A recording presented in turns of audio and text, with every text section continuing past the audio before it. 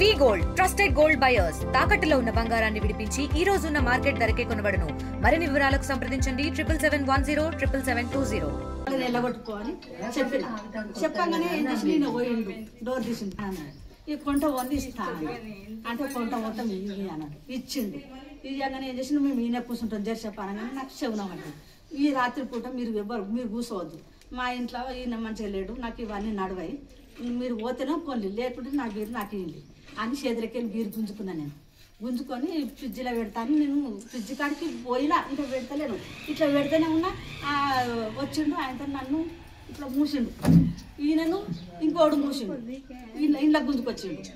ఇక మూసంగానే మూసిండు అంత కింద పడేసిండు. ఇక పడేసి ఇదంతా నోట్లో కూర్చుండు. ఇక నోట్లో అరిస్తే చంపుతాను, నేను అరిస్తే చంపుతాను వరకే నాకు చల్ల జంటలు ఇచ్చి కళ్ళ అందుకే ఆయన తీసేసుకున్నాడు బంగారు నలభూసల దండ పుసల దండ తీసేసుకొని ఇటు వటు కుదిరుతాడు కొద్దిగా మీరుకు వచ్చింది పైసలు ఉన్నాయి అమ్మ ఈయన అరుగుతుంది వచ్చింది ఫస్ట్. అయ్యో మా ఆయన ఏం చేయకుండా దండం పెడతా కారణం పెడతా, ఆయనకు ఆరోగ్యం బాగాలేదు, జ్వరం మంచిగా లేదు, నేను మీకు పైసలు కావాలంటే 16,000 నా ఇంట్లో ఉన్నాయి నేను ఇస్తాను, నేమనకుంది బిడ్డ దండం పెడతా నా కోడికాటు వంటోళ్ళు అని తీసుకొచ్చిన. నన్ను ఇట్లా పట్టుకొని వచ్చిండు అడుతుందేమో అని పట్టుకొని వచ్చినాక వీడికి వచ్చినాక డబ్బా ముందర పెట్టినా తీసుకున్నారు. ఒత్తుడితోటే ఏం చేసిండు ఈయనను అన్ను కొల్లెమేసిండు బెడ్రూమ్లో, ఈయన తలుపులు గుజ్జుతా ఉన్నాడు. ఇక నన్ను ఏం చేసిండు ఇక పైసలు తీసుకున్నాడు కదా, ఇక అయినాక ఇక సప్పుడు నేను ఏమన్నా ఇక వాడు ఏదేదో అన్నాడు అంటే నేను ఉన్నాను.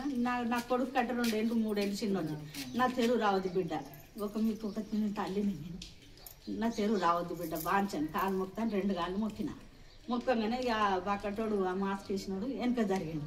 వీడు ఏం చేసిండు వీడు మస్తు లావటోడు ఉన్నాడు. ఇక ఆయనతో మళ్ళీ బీరో మీద ఆలోచన వచ్చింది, ఏం పాడు మళ్ళీ బెడ్రూమ్ తీసిండు, నువ్వు బీరో తాళాలు తీయ అని అంటాడట.